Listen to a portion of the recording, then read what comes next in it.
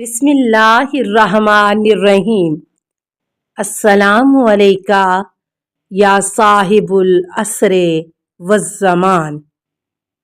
کفر کی ستون اور بنیادیں۔ کفر کی 4 بنیادیں ہیں۔ نمبر 1 فسق یعنی خدا کے حکم کو توڑنا۔ نمبر 2 فجور بڑے بڑے گناہ کرنا۔ نمبر 3 خدا رسول سے سرکشی۔ نمبر 4 خدا رسول پر شک۔ حضرت علی علیہ السلام از شرح ابوالحدید جلد 6 نہج البلاغہ حکمت 31۔ کفر و نافرمانی کی 3 بنیادیں وجوہات ہیں۔ نمبر 1 حرص، نمبر 2 تکبر، نمبر 3 حسد۔ حرص نے آدم علیہ السلام کو وہ پھل کھلایا جس سے روکا گیا تھا۔ تکبر نے شیطان کو آدم کو سجدہ کرنے سے روکا جبکہ اس کا حکم خدا نے دیا تھا۔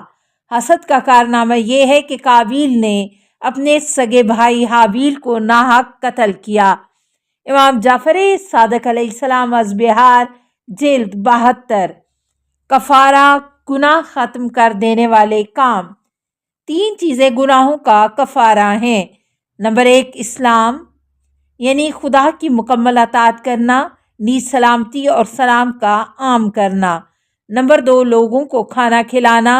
نمبر 3 جب لوگ سو رہے ہوں اس وقت اٹھ کر نماز تہجد پڑھنا۔ رسول خدا صلی اللہ علیہ وآلہ وسلم از بہار جلد 77۔ حکمرانوں کا کفارہ بھائیوں کے ساتھ نیکی کرنا ہے۔ امام صادق علیہ السلام از بہار جلد 78۔ مظلوم کی مدد کرنا اور ان کو ظلم و ستم سے بچانا بڑے بڑے گناہوں کا کفارہ ہے۔ حضرت علی علیہ السلام از شرح ابن ابوالحدید جلد 18۔ اپنے گھر والوں کی خدمت کرنے کو عیب نہ سمجھنا، یہ بڑے بڑے گناہوں کا کفارہ ہے۔ یہ خدمت خدا کے غیظ و غضب کو ٹھنڈا کر دیتی ہے۔ جناب رسول خدا صلی اللہ علیہ وآلہ وسلم از بہار جلد 104۔ کسی کی غیبت کی ہے تو اس کا کفارہ یہ ہے کہ اس کے گناہوں کی خدا سے معافیاں مانگو۔ جس انداز میں غیبت کی ہے اسی انداز میں اس کے لیے خدا سے معافیاں مانگو۔ جناب رسول خدا صلی اللہ علیہ وآلہ وسلم از بہار جلد 93۔ جس پر ظلم کیا ہو اور تلافی ممکن نہ ہو اس کے لیے بھی خدا سے معافیاں مانگو، یہی کام اس ظلم کا کفارہ بن جائے گا۔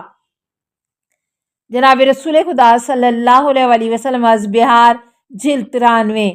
موت کی ہلکی تکلیف بھی مومنین کے گناہوں کو ختم کر دیتی ہے۔ رسول خدا صلی اللہ علیہ وآلہ وسلم از بہار جلد 82۔ ناگوار حالات میں اچھی اور مکمل طرح وضو کرنا گناہوں کو ختم کر دیتا ہے۔ مؤذن کے جملوں کو دہرانا یا ایک رات کا بخار بھی گناہوں کا کفارہ ہے۔ صاحبان حکومت کے گناہوں کا کفارہ بھائیوں کی حاجتوں کو پورا کرنا ہے۔ امام جعفر صادق علیہ السلام از وسائل الشیعہ جلد 15۔ بدشگونی کا کفارہ خدا پر بھروسہ کرنا ہے۔ رسول خدا صلی اللہ علیہ وآلہ وسلم از وسائل الشیعہ جلد 15۔ گناہوں کا اصل کفارہ شرمندگی ہے۔ رسول خدا صلی اللہ علیہ وآلہ وسلم از منجم جو علم کی تلاش میں نکلتا ہے یہ کام اس کے پچھلے گناہوں کو ختم کر دیتا ہے۔ رسول خدا صلی اللہ علیہ وآلہ وسلم از معجم و ترمذی و دارمی مسلمان کی بیماری یا کوئی بھی تکلیف اس کے گناہوں کا کفارہ ہے۔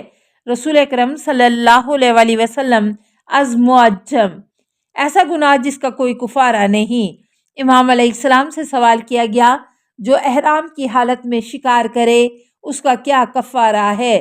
فرمایا اس پر کفارہ نہیں بلکہ اس کا شمار ان لوگوں میں ہے جن کے لیے خدا نے فرمایا کہ جو ایسی حرکت کرے گا خدا اس کو سزا دے گا۔ قرآن امام جعفر صادق علیہ السلام از وسائل الشیعہ جلد 9۔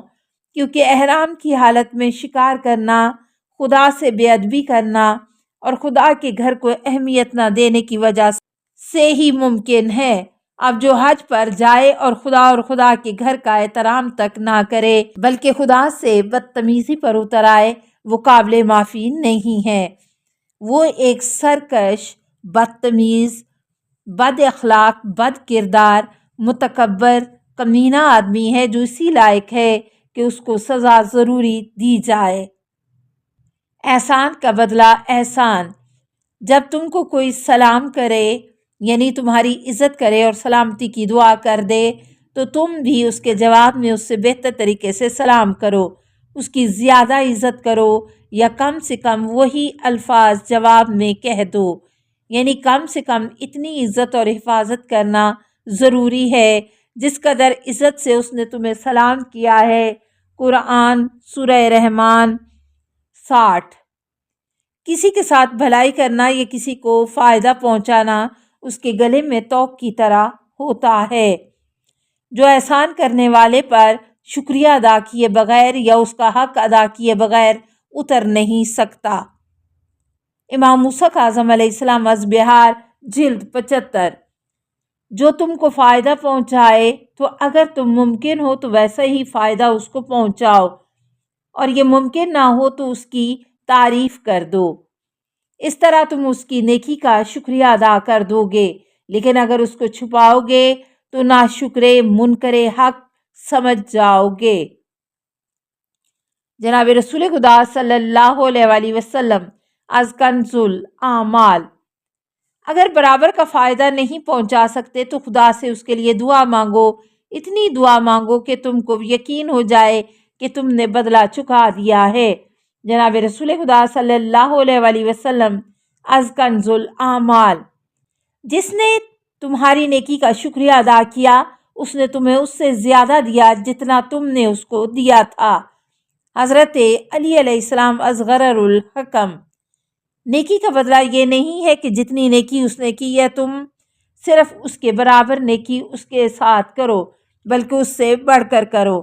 اگر تم نے اس کے برابر نیکی کی تو پھر فضیلت اس کے لیے ہوگی جس نے پہلے نیکی کی تھی۔ امام موسیٰ کاظم علیہ السلام از بہار 78۔ اس لیے کہ اس نے نیکی کرنے میں پہل کی تھی اس لیے وہ تم سے افضل رہا۔ جو تمہارے ساتھ برائی کرے اس کے ساتھ صرف اتنی برائی کرو جتنی اس نے کی ہے، لیکن اگر صبر کرو گے تو صبر کرنے والوں کے لیے ایک بہتری ہے، اجر عظیم پاؤ گے۔ نمبر 2، پھر خدا بھی مظلوم کی مدد کرے گا، کیونکہ خدا نے فرمایا ہے مگر جو معاف کر دے اور جھگڑے کی اصلاح کر دے اس کا ثواب خدا کے ذمے واجب ہے۔ ہاں، جس پر ظلم ہوا ہو اگر وہ اس کے بعد ظالم سے انتقام لے تو ایسے لوگوں پر کوئی الزام نہیں، الزام ان پر ہوگا جو ظلم کرتے ہیں، انہی لوگوں کے لیے دردناک عذاب ہے۔ اگر صبر کرے اور قصور معاف کر دے تو بے شک یہ سب حوصلے کا کام ہے۔ قرآن سورہ شورى 43-44۔ جو تمہاری عزت کرے تم بھی اس کی عزت کرو، مگر جو تمہاری توہین کرے تو اس کے بجائے تم خود اپنا احترام کرو۔ امام جعفر صادق علیہ السلام از بہار جلد 78۔ یعنی جو تم کو ذلیل کرے تم اس کو اگر ذلیل کرو گے تو وہ تم کو اور زیادہ ذلیل کرے گا، اس لیے تم اپنا احترام اس طرح کرو کہ اس کو ذلیل کرنے کے بجائے اس کو دل سے معاف کر دو اور اس سے منہ پھیر لو۔ اس طرح معاف کرنے پر خدا تمہارے گناہ معاف کر دے گا۔ السلام علیکہ یا صاحب العصر والزمان، الامان الامان الامان من فتن الزمان۔ السلام علیکہ یا خلیفۃ الرحمن، السلام علیکہ یا امام الانس والجان، السلام علیکہ یا مظہر الایمان، السلام علیکہ یا شریک القرآن، السلام علیکہ یا قاطع البرہان، السلام علیکہ یا امام زماننا ھذا اجل اللہ فرجک وسہل اللہ مخرجک و ظہور کا السلام علیکہ ورحمۃ اللہ۔